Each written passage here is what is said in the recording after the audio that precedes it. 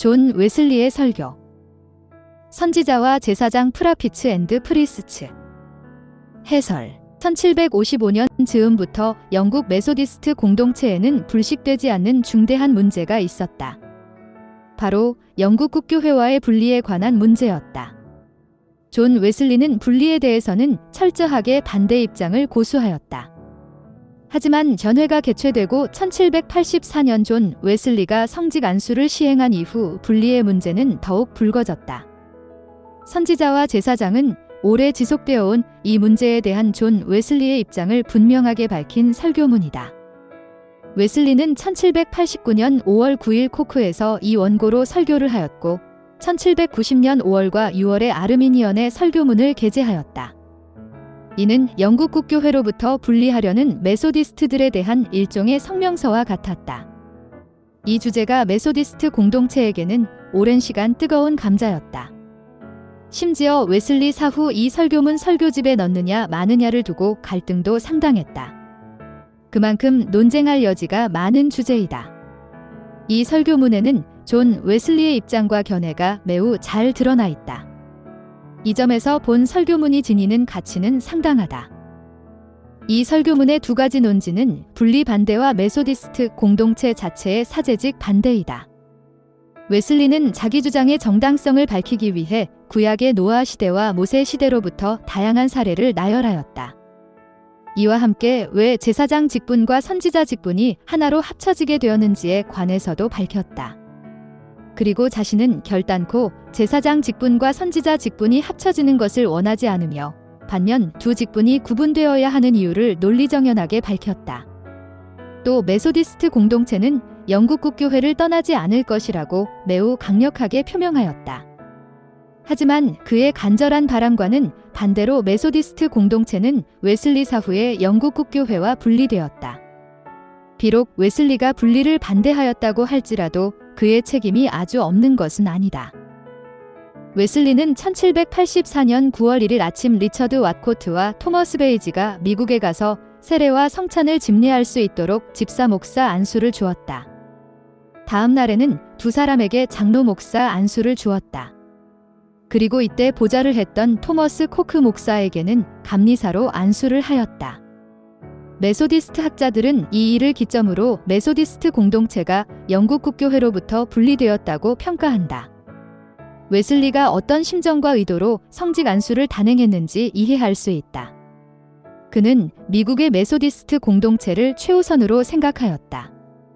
하지만 예나 지금이나 한 목회자가 개인적으로 성직 안수를 주는 것은 교단의 규율에 위배되는 일이다. 그럼에도 불구하고 이 설교문이 담고 있는 웨슬리의 신학적 입장이나 태도는 매우 분명하다. 그가 메소디스트 공동체와 영국 국교회의 관계를 어떻게 이해하고 있는지, 제사장 직분과 선지자 직분이 무엇을 의미하며 왜 하나로 합쳐져서는 안 되는지가 이 설교문에 잘 담겨 있다. 성서 본문. 이 존귀는 아무도 스스로 취하지 못하고 오직 아론과 같이 하나님의 부르심을 받은 자라야 할 것이니라. 히브리서 5장 4절. 성경에는 사제 집사, 부제가 아니면서 평신도가 설교하는 것을 반대하는 본문이 매우 적기는 하지만 몇 개 있습니다.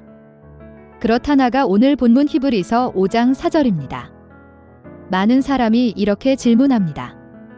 아론과 같이 하나님의 부르심을 받지 않았다면 누가 감히 이 존귀를 취할 수 있겠습니까? 몇 년 전 경건하고 깨어있는 어떤 목회자가 이 말씀에 대한 설교문을 출판하였습니다. 그는 단지 설교를 하기 위해 내적으로 하나님의 부름을 받은 것만으로는 그 사명을 감당하기에 충분하지 않다고 강력하게 말하였습니다. 실로 많은 사람이 스스로를 내적으로 부름받았다고 여깁니다. 그러나 아론이 모세에 의해 하나님의 부르심을 받은 것처럼 하나님이 그 목적을 위해 보내신 사람들에 의해 가시적으로 부르심을 받지 않았다면 설교 사역에 합당하지 못하다는 것이 그 목회자의 주장입니다. 그러나 그 목회자의 주장에는 매우 안타까운 오류가 있습니다. 이 오류에 대해서는 많은 사람이 알고 있습니다. 히브리서 5장 4절에서 아론과 같이 하나님의 부르심을 받은에 관한 해석의 오류입니다. 아론은 하나님의 부르심을 받았지만 설교를 하지는 않았습니다. 아론은 설교 사역을 맡기 위해 하나님이나 사람에게 부르심을 받은 것이 아니었습니다. 거룩한 것이나 거룩한 일을 섬기고 관장하기 위해 부르심을 받았습니다. 기도를 올리거나 제사를 드리는 일 등 제사장의 직무를 수행하고 관장하기 위해 부르심을 받았습니다. 설교자로서 부르심을 받은 것은 결코 아니었습니다. 고대 시대에는 제사장의 직무와 설교자의 직무가 완전히 구별되어 있었습니다. 이는 그 유래를 추적해보면 명확하게 알 수 있습니다. 아담의 시대에서 노아의 시대까지는 각 가정마다 장자 계승권에 따라 맏아들이 제사장직을 감당했습니다.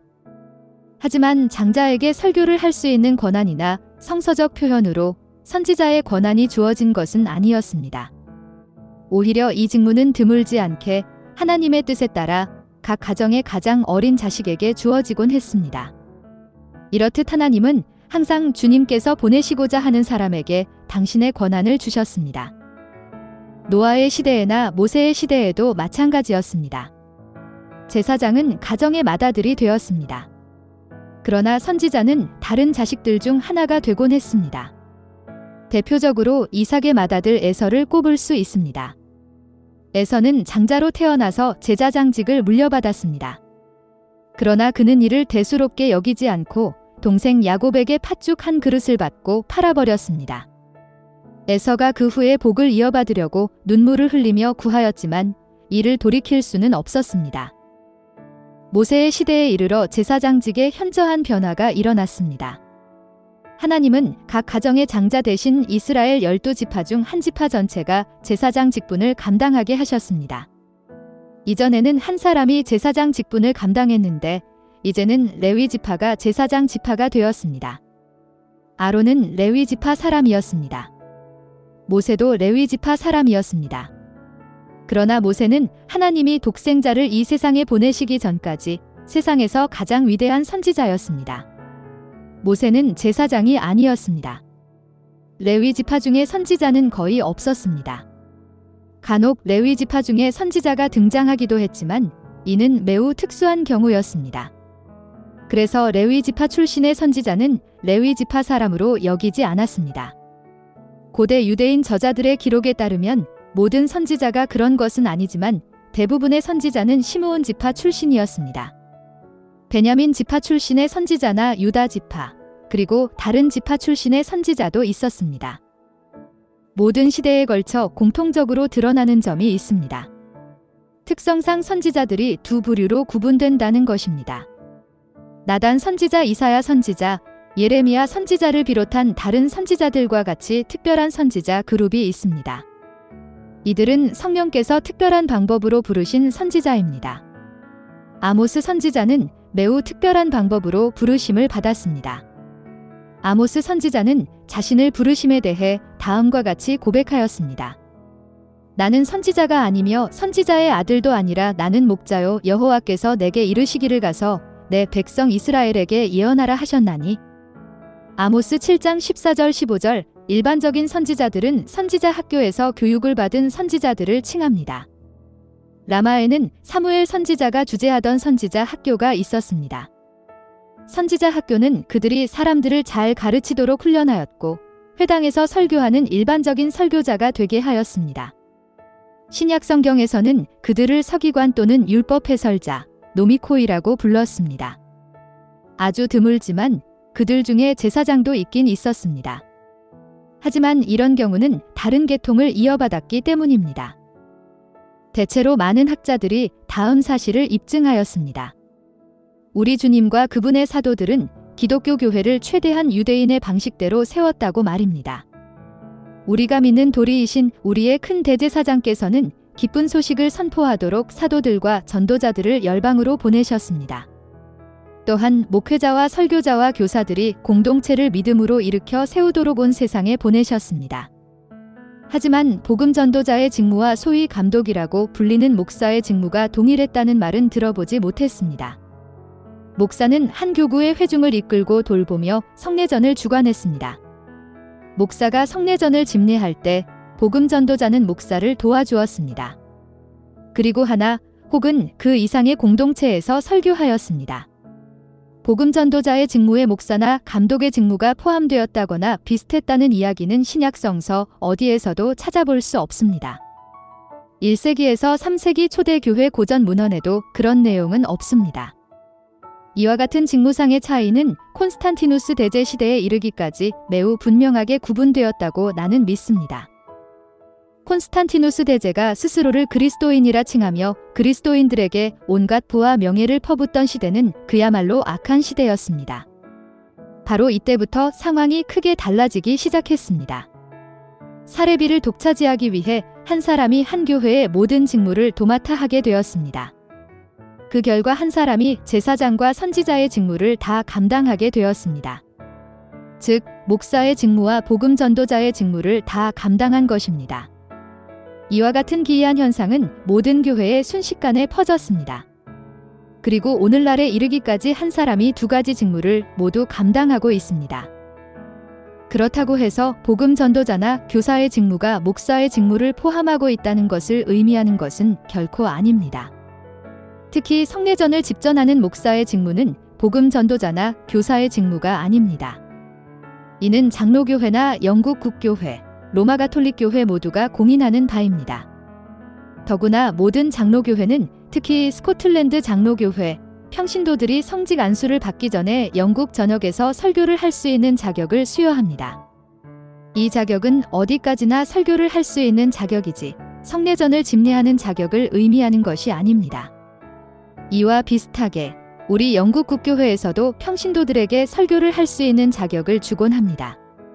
성직 안수를 받지 않은 목회학 박사의 경우 가령 제가 옥스퍼드에 살던 때의 아루드 박사가 그랬습니다. 설교를 할 수 있지만 성만찬을 집례하는 권한은 없습니다. 로마 가톨릭 교회에서도 평신도가 선교사로 부르심을 받았다고 확신하면 가톨릭 교회는 그 사람이 선교사의 직분을 감당하도록 선교사로 파송합니다. 사제나 부제로 파송하지 않습니다. 즉, 사제의 직무를 실행할 권한은 주지 않습니다. 하지만 과거에 비해 지금은 시대가 많이 달라지지 않았습니까? 라고 질문할 수 있습니다. 맞습니다. 시대가 많이 달라졌습니다. 얼마 전까지만 해도 볼 수 없었던 현상들이 지금 나타나고 있습니다. 두 젊은이가 교회뿐만 아니라 길가에서도 하나님의 말씀을 뿌렸습니다. 실로 문이 열려 있는 곳이라면 어디에서든지, 죄인들이 들을 수 있는 곳이라면 어디에서든지 말씀을 뿌렸습니다. 두 젊은이는 영국 국교회의 성직자였습니다. 두 사람은 영국 국교회에서 분리하고자 하는 생각이 전혀 없었습니다. 두 사람도 메소디스트 신도회에서 함께 활동했지만 메소디스트 신도회에 속한 국교회 성도들에게 영국 국교회를 떠나지 말고 계속 남아있으라고 강력하게 권고하였습니다. 영국 국교회를 떠날 것이 아니라 죄에서 떠나야 한다고 외쳤습니다. 메소디스트 신도회에 들어왔다고 해도 국교회 성도들은 계속해서 국교회에 출석할 수 있었습니다. 신도회에 속한 장로교인들, 제세례파 신도들, 퀘이커 신도들도 그들의 입장을 견지했고 각자의 모임에 참여할 수 있었습니다. 임박한 진노를 피하는 간절한 바람을 갖는 것은 죄를 떠날 때에만 가능했습니다. 어떤 공동체에 속해 있는가 보다 중요한 것은 죄에서 떠나는 것입니다. 그러므로 하나님을 경외하며 의를 행하는 사람이라면 누구나 신도회에 들어올 수 있었습니다. 오래 지나지 않아 토머스 맥스필드라는 청년이 복음의 아들로 메소디스트 신도회를 섬겼습니다. 맥스필드의 헌신 이후 토머스 리처즈와 토머스 웨스테리 신도회를 위해 복음을 전하는 일에 헌신하였습니다. 이 사람들에게서 우리가 받은 말씀, 곧 제사장이 아닌 선지자로서 한 말씀을 잘 살펴봅시다. 우리는 그들에게서 지극히 설교를 통해 말씀을 받았습니다. 성례전 집례를 통해 말씀을 받은 것이 아닙니다. 제사장 직무와 선지자 직무는 불가분의 관계라고 생각하는 사람들은 기독교 교회뿐만 아니라 유대인 공동체의 구성과 조직에 완전히 무지한 사람입니다. 로마 가톨릭 교회나 영국 국교회, 장로교회도 두 직무를 하나로 합쳐놓지 않았습니다. 따라서 우리는 맥스필드나 리처즈 또는 웨스테리 성례전을 집례한다면 그것을 결코 인정해서는 안 됩니다. 1744년에 메소디스트 공동체의 모든 설교자가 첫 번째 연회로 모였습니다. 그 자리에 참석한 그 어떤 설교자도 성례전을 집전하는 권한이 자기에게 있다고 여기지 않았습니다. 연회에서 다음과 같은 질문이 제기되었습니다. 우리 자신을 어떤 관점에서 생각해야 합니까? 이 질문에 대해 이런 답이 채택되었습니다. 사람들이 뜨거운 신앙을 갖도록 열심을 다하는 탁월한 복음 선포자로 여겨야 합니다. 이를 위해 모든 설교자에게 처음으로 여러 가지 규칙이 주어졌습니다. 그 중에 하나는 주어진 임무에 최선을 다하는 것이었습니다. 주어진 임무가 무엇이었습니까? 성내전을 집례하는 임무였습니까? 목사의 직무를 담당하는 것이었습니까? 이러한 생각은 우리 마음에 먼지만큼도 없었습니다. 이런 생각은 동이서에서 먼 것 같이 우리의 생각과 정반대였습니다. 만약 어떤 설교자라도 성내전 집례나 목사의 직무를 했다면 우리는 그 설교자가 1744년 연회에서 제정된 규칙을 위반한 것으로 여기고 우리 공동체에서 퇴출시킬 것입니다. 나는 이에 대해 철저하게 부인하지만 만약 여러분을 성내전을 집례하는 권한이 있는 설교자로 임명했다면 임명한 지역에서 그렇게 하도록 여러분에게 권한을 준 것입니다. 하지만 제가 어디에서 여러분에게 그렇게 하도록 임명했습니까? 어디에서도 그렇게 임명한 적이 없습니다. 1744년 연회 규칙에 따라 여러분은 목사의 직무를 실행할 아무런 권한을 받지 않았습니다. 임명받은 적이 없는 직무를 시행하는 것은 메소디즘 공동체의 최초의 규칙, 곧 온전히 그리고 오로지 복음을 선포하라는 규칙을 저버리는 것입니다. 메소디스트 공동체가 형성되기 전에는 이런 시도가 일어나지 않았습니다. 우리 공동체가 형성되고 몇 년이 지난 후에 이런 일들이 발생하였습니다. 제가 알기로 첫 번째 사건은 노르위치에서 발생하였습니다. 그 지역 사람들이 우리 설교자에게 간청하여 자기 자녀들에게 세례를 주기 원했습니다. 끈질긴 강청을 이겨내지 못한 우리 설교자는 그 자녀들에게 세례를 주었습니다. 이 소식은 순식간에 퍼졌습니다. 우리는 그 설교자에게 우리 공동체에서 나갈 의사가 없다면 그렇게 해서는 안 된다고 권고하였습니다. 그는 더 이상 그렇게 하지 않겠다고 약속했습니다. 나는 그가 약속을 잘 지키고 있으리라고 확신합니다. 메소디스트 신도회가 1744년 연회 규칙을 잘 지키는 한 영국 국교회로부터 분리될 수 없습니다. 메소디스트 신도회가 영국 국교회 소속인 것은 우리의 특별한 영광입니다. 메소디스트 신도회는 이 땅에 일어난 새로운 공동체입니다. 초대교회 시대부터 교회의 모든 역사를 살펴보십시오. 그러면 여러분은 이 사실을 깨닫게 될 것입니다. 특정 도시나 나라에 하나님의 위대한 일들이 일어날 때마다 하나님의 놀라운 역사와 은혜를 체험한 그들은 세상에 이와 같이 외쳤습니다. 너희 자리에 서 있으라. 나는 너희보다 거룩함이라. 그들은 스스로 세상에서 자신들을 구별하였습니다. 사막으로 물러나거나 집을 짓고 거기서 은수 생활을 하였습니다. 또는 그들의 신앙관이나 영성훈련에 동의하는 사람들과 함께 신앙 공동체를 세웠습니다. 그러나 메소디스트 공동체는 이와 같은 교회사의 흐름과 사뭇 다릅니다. 메소디스트 공동체는 교단이나 교파가 아닙니다. 그들은 영국 국교회에서 분리되지도 않고 분리할 생각도 없습니다. 그들은 여전히 영국 국교회 신자들입니다.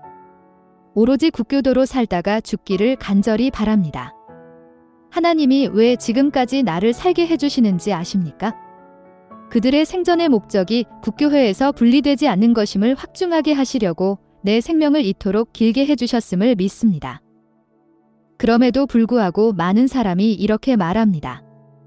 당신은 영국 국교회를 떠나려고 합니다. 이들은 모두 신앙이 뜨거운 사람들인데도 말입니다. 다른 사람들은 당신은 영국 국교회를 떠나지 않을 것입니다. 라고 말합니다. 이들 역시 신앙이 뜨거운 사람들입니다. 그러므로 나는 숨김없이 솔직하게 다음과 같이 선포할 것입니다. 나는 영국 국교회의 모든 교리를 지킵니다. 나는 영국 국교회의 예전을 사랑합니다.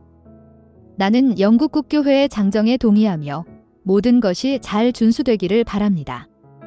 나는 내가 판단하기에 매우 특별한 경우가 아니거나 절대적으로 필요한 상황이 아니라면 영국 국교회의 어떠한 규칙에도 고의로 반대하지 않습니다. 특별한 상황 또는 절대적으로 필요한 상황이라 함은 다음과 같습니다.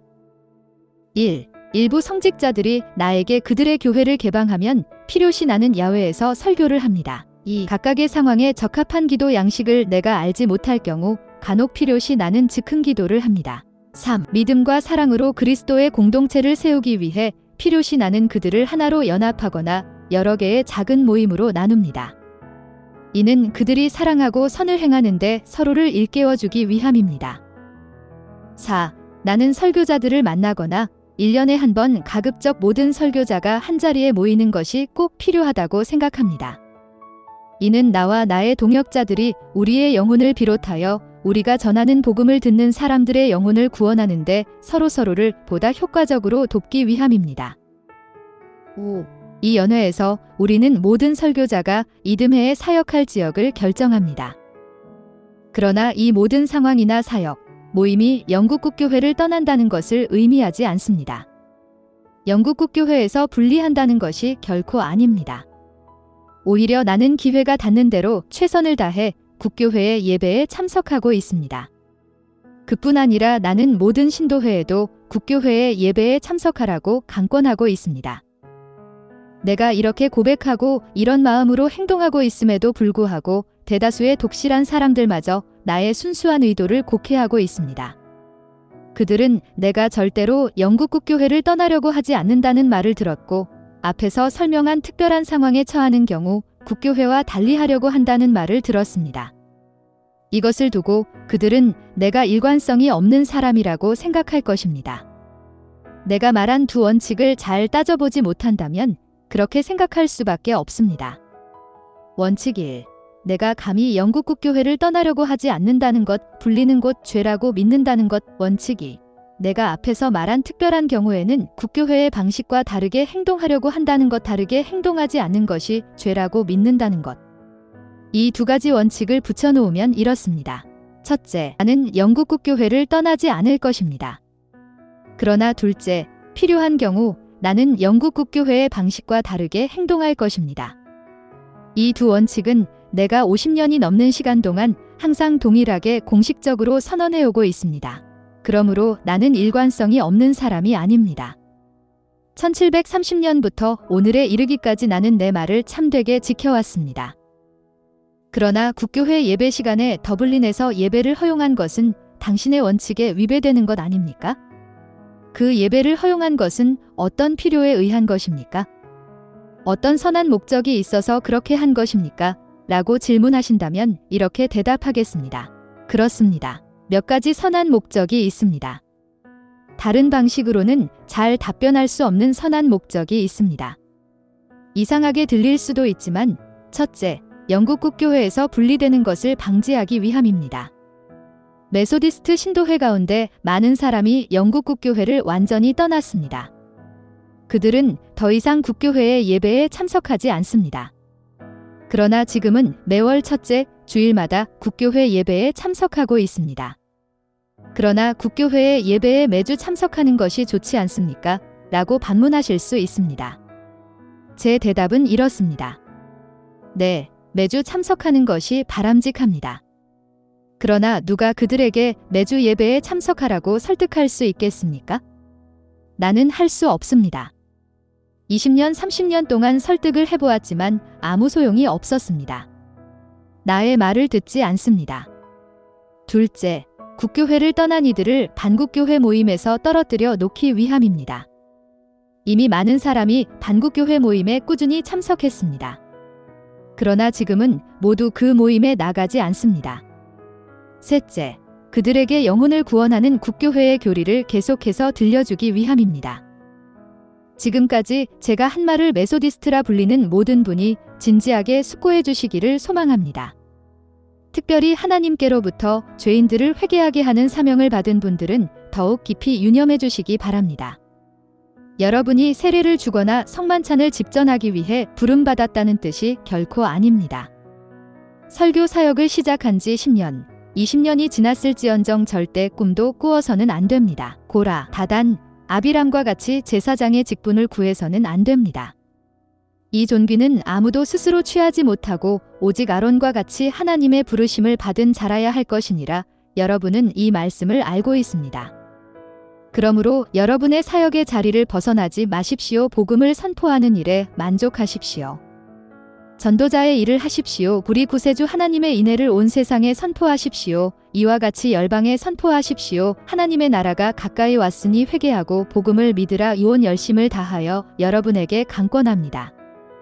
여러분의 자리에 머무십시오. 여러분의 사역을 지키십시오. 50년 전에 여러분은 메소디스트 설교자요. 하나님의 특별한 복음 전도자였습니다. 이는 여러분의 의지대로 된 것이 아니요 하나님께 택함을 받아 된 것입니다. 누군가를 대체하기 위해 택함받은 것이 아니요 평신도들의 하나님을 향한 열심을 일깨우기 위해 부름받은 것입니다. 하나님의 이름으로 거기에서 멈추십시오. 선을 넘지 마십시오. 복음을 선포하고 솔선수범하여 평신도들이 사랑과 선행을 행하게 하십시오. 메소디스트 공동체와 함께하지 않는 경건한 국교회 성도들에게 몇 말씀 더 드리겠습니다. 여러분은 우리를 왜 미워하십니까? 우리는 여러분에게 아무런 해를 끼치지 않고 있습니다. 우리는 여러분을 어떤 면에서도 비난하지 않습니다. 그럴 의도나 마음이 추호도 없습니다. 우리는 국교회의 교리를 믿고 신뢰합니다. 이 나라의 어떤 사람들보다 더욱 열심히 국교회의 규율을 지키고 있습니다. 여러분 중 일부는 성직자인 것을 알고 있습니다. 그런데 성직자이기까지 하신 분들이 왜 우리를 미워하십니까? 우리는 여러분의 사역이나 수입을 침해하지도 않습니다. 여러분의 사역으로 인하여 우리는 여러분을 존경하고 있습니다. 우리는 우리에게 명백하지 않는 내용들이 있다면 입 밖으로 말하지 않습니다. 오히려 침묵으로 덮어버릴지언정 말하고 다니지 않습니다. 우리가 권면할 수 없는 것은 숨길지언정 이야기하지 않습니다. 여러분이 우리에게 불의하고 무례하게 행동할 때 우리는 고통당합니다. 하지만 우리는 모욕을 당한즉 축복하라 라는 말씀 그대로 하고 있습니다. 우리는 죽을 욕으로 갚지 않습니다. 우리를 향한 여러분의 무례함을 멈춰주시기를 부탁드립니다. 이 세상에서 부유한 분들에게도 말씀드립니다. 우리가 여러분에게 진리를 말한다고 해서 여러분의 적대자로 여기지 마시기 바랍니다. 진리를 전하는 것은 다른 사람들이 여러분에게 하는 어느 행위보다도 더 온전하고 강력한 방법일 것입니다. 그러므로 여러분은 우리가 필요합니다. 말로 형용할 수 없을 만큼 우리가 필요합니다. 우리는 돈으로도 살 수 없는 여러분의 친구입니다. 여러분이 가진 모든 금과 은으로도 우리와 같은 친구를 살 수 없습니다. 여러분이 살아있는 동안 우리와 교제를 나누십시오.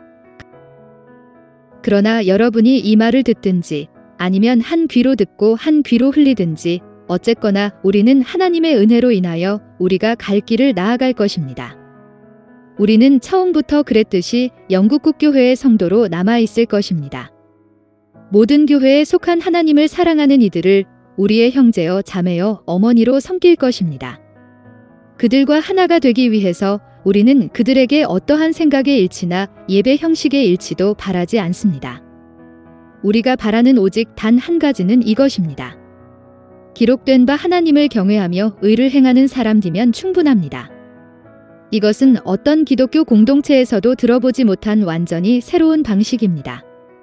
이 세상 어떤 기독교 공동체가 아무런 자격이나 조건 없이 하나님을 경외하며 의를 행하는 사람이라는 조건만 충족하면 일원으로 받아들입니까? 그렇게 하는 사람이 있다면 말씀해 주십시오. 1789년 5월 4일 코크에서